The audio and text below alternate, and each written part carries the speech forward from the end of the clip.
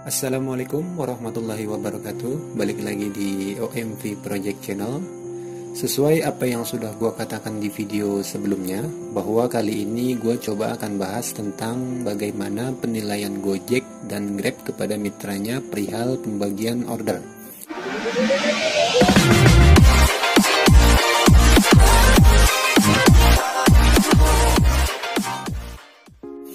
Di video sebelumnya kita sudah sama-sama tahu dan bahas tuntas cara kerja aplikasi berbagi tumpangan atau ride hailing, yang dimana aplikasi Gojek dan Grab menggunakan sistem cloud computing untuk menjalankan mesin kerjanya. Pengertian dari cloud computing itu sendiri juga udah dijelaskan di video tersebut. Lalu kita juga bahas cara kerja server dalam menyaring posisi driver, dan yang terakhir kita bahas juga data apa saja yang dikirim oleh si calon penumpang ke server yang nantinya akan dikirimkan ke driver. Untuk lebih jelasnya, bagi kalian yang belum nonton videonya, nanti linknya akan gue taruh di kolom deskripsi. Oke, baik lagi kita ke topik pembahasan. Sebagian besar dari para mitra driver ojek online pasti tahu dengan istilah-istilah berikut ini: sistem pemerataan order, sistem Jagger atau prioritas, ranking by server, suspend area, kode etik, rating customer, HP route, fake GPS, dan yang terakhir adalah modifikasi aplikasi ya, atau aplikasi mod. Ya, semua yang udah gue sebutin tadi ada sangkut pautnya dengan pembahasan video ini ya. Agar mempermudah pembahasan kita, di sini gue akan menamakan Gojek dan Grab itu menjadi satu nama, yaitu server. Jadi biar gak ribet dalam penjelasannya nanti. Oke? Yang pertama, bagaimana cara server melihat kesiapan driver saat ingin menerima orderan. Untuk poin 1-5 yang akan sebentar lagi gue sebutin ini, itu adalah struktur mesin kerjanya dulu. Ya, biar gak salah paham dalam penjelasan. Jadi istilahnya, ini baru basicnya cara kerja server ya, Grab maupun Gojek. Untuk prakteknya di lapangan mungkin ada perbedaan, tergantung situasi dan kondisi permintaan order di daerah tersebut.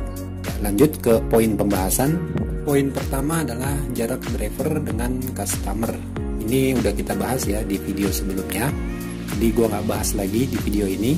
Terus yang kedua adalah RDS ya, atau Reading Driving Speed, atau dalam bahasa Indonesianya membaca kecepatan pengemudi dalam berkendara. Yang dimaksud di sini adalah server akan menilai kecepatan berkendara kalian sebelum mereka memberikan orderan. Istilahnya, tidak mungkin juga kan ketika kalian berkendara dengan kecepatan tinggi, kemudian server tahu-tahu memberikan orderan, ya kan? Itu bisa membahayakan mitra karena akan rem mendadak dan kaget. Terus poin ketiganya, orderan trek jauh atau biasa disebut argo kakap. Yang dimaksud di sini, jadi ketika mitra baru saja menyelesaikan perjalanan jauh ya, server akan pending orderan yang masuk ke mitranya tersebut karena beberapa faktor antara lain kelelahan atau kurangnya konsentrasi. Jadi server akan menunggu 5-15 menit untuk kemudian melanjutkan order. Di poin ini juga ada pengecualian ya.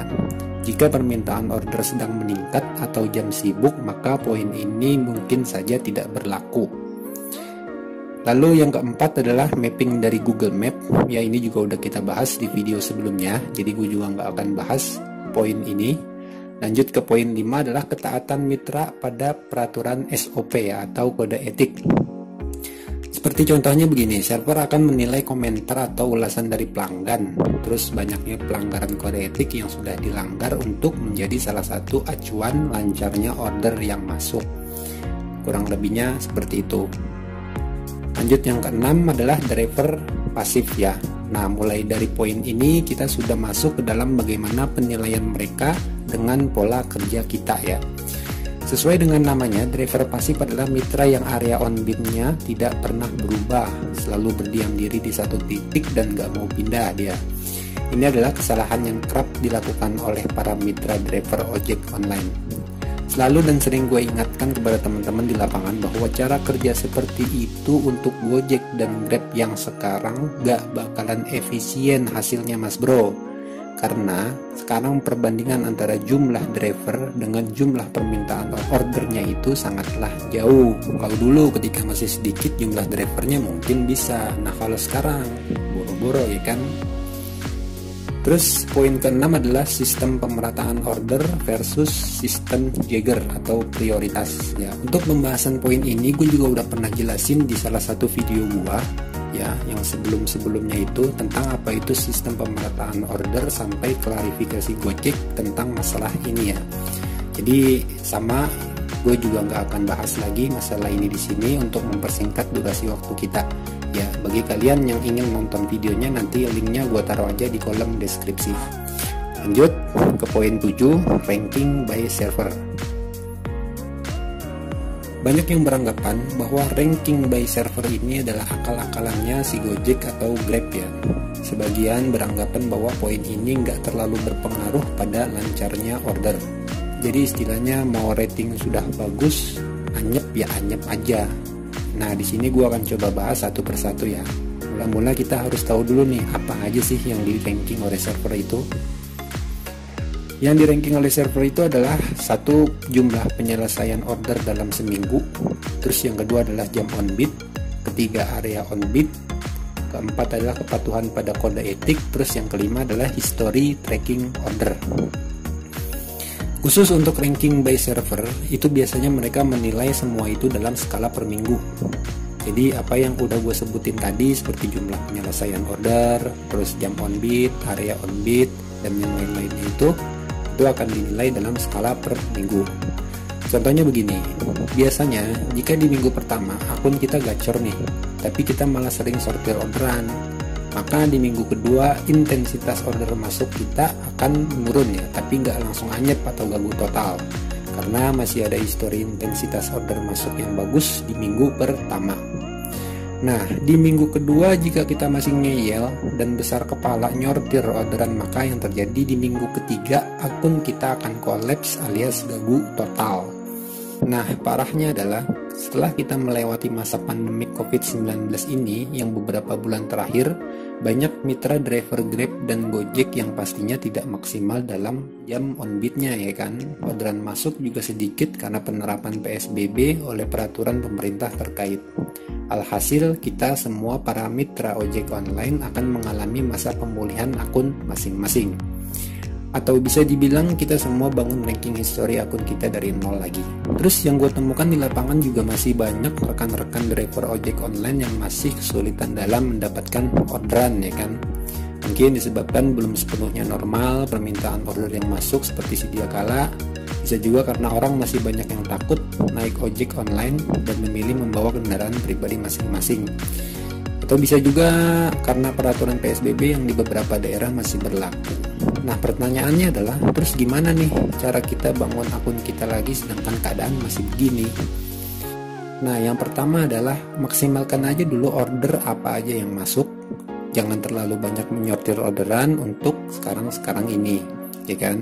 Terus perlebar area on beat dan jam on beat. Atur pola kerja seperti on beat dan area ngebeat. Usahakan main di 4-5 titik atau spot per hari. Ini adalah cara yang paling maksimal dan sudah banyak terbukti di lapangan. Yang terakhir, buat histori yang bagus untuk 2 minggu ke depan. Ya, balik lagi ke memang nggak gampang ya untuk merecovery akun kita masing-masing ya. Tapi percayalah bahwa mereka yang gacor pun butuh usaha dengan susah payah untuk mencapai itu semua. Itu adalah sedikit tips yang bisa kalian lakukan untuk recovery akun kalian seperti sedia kala. Selanjutnya adalah poin ke-8, yaitu suspend area. Jujur gue sendiri pun masih percaya nggak percaya nih dengan desas-desus yang satu ini. Memang jika kita melihat dari fakta lapangan, driver yang area on beat-nya mobile atau fleksibel itu lebih awet gacornya ketimbang driver yang hanya on beat di satu titik aja ya kan. Walaupun gue sendiri pernah punya pengalaman pahit dengan sistem ini, tapi gue masih kayak 100% kurang yakin gitu bahwa Grab dan Gojek menganut sistem suspend area. Karena banyak juga bahkan dari kalangan gue sendiri nih, yang pola area mereka itu selalu sama setiap harinya selama berbulan-bulan tapi nggak kena suspend area juga tuh. Jadi contohnya begini, seperti yang udah gua katakan di poin sebelumnya, bahwa pola ngebit seperti ini terbukti ampuh untuk merecovery akun ya. Misalnya pagi kita di stasiun A ya kan, terus menjelang siang kita ke perkampungan B, jam makan siang ke spot food C, hingga sore pindah lagi ke perkantoran D, lalu malamnya dan sampai penghabisan nongkrong di terminal bus E ya. Jadi seperti itu cara pola mainnya. Jadi poin suspend area ini gua sendiri juga masih belum bisa memberikan jawaban. Bagi kalian yang juga punya pengalaman di poin ini, silahkan kita sharing di kolom komentar. Yang kesembilan masuk ke poin terakhir adalah fake GPS, HP root, dan APK modifikasi. Gue sendiri juga tidak memungkiri ya bahwa fake GPS, HP root, dan APK modifikasi itu sangat bisa mempermudah kerja kita di lapangan. Tetapi di sini akan gue katakan bahwa semua itu sama sekali nggak bisa buat akun kalian gacor secara tiba-tiba. Perlu kalian ingat bahwa yang gua katakan itu adalah mempermudah kerja kita, bukan gacor secara tiba-tiba. Ada memang sebagian driver yang memang nggak tertarik atau nggak mau menggunakan aplikasi terlarang tersebut. Ada juga sebagian yang bergantung pada aplikasi tersebut, ya kan? Ini sih menurut gua sah-sah aja, karena kan memang ini menyangkut keselamatan akun kita masing-masing. Ibarat kata kode etik yang sudah dibuat oleh aplikator bablas kita tabrak semua. Para driver ojek online pun yang sudah terbiasa dengan hal semacam ini pastinya sudah tahu dan paham akan risiko yang akan dia terima. Sekali lagi gue bilang ini hanya mempermudah, bukan gacor secara tiba-tiba. Jika pola kerja kalian masih jelek, jam on beat-nya juga masih berantakan, mau pakai aplikasi seharga 10 juta pun akan tetap sama hasilnya. Anyep ya anyep juga. Jadi intinya adalah mau kalian driver polosan atau driver HP rutan, jika kalian menerapkan algoritma yang gua udah jelaskan tadi, maka hasilnya akan maksimal. Paling bedanya adalah kalau driver polosan mungkin mereka sedikit rada repot ya. Karena mereka kan juga harus menunggu di depan restoran atau depan pintu parkir kantor misalnya, atau juga harus melipir ke stasiun atau mall. Sedangkan driver rutan mereka hanya nongkrong di warung sambil ngopi, lempar titik, tinggal tunggu orderan masuk. Soal gacor nggak gacor mah tetap aja sama. Jadi mana yang menurut kalian baik itu adalah pilihan masing-masing. Kita sebagai orang yang beradab wajib bisa menghargai pilihan orang, ya kan? Karena mereka juga menjalani itu semua penuh dengan resiko. Oke, mungkin begitu aja untuk pembahasan kali ini. Semoga pembahasan ini bisa menjadi titik terang dan acuan untuk dipraktekkan di lapangan. Semangat terus, jangan menyerah, semua pasti ada jalan. Akhir kata dari gua, assalamualaikum.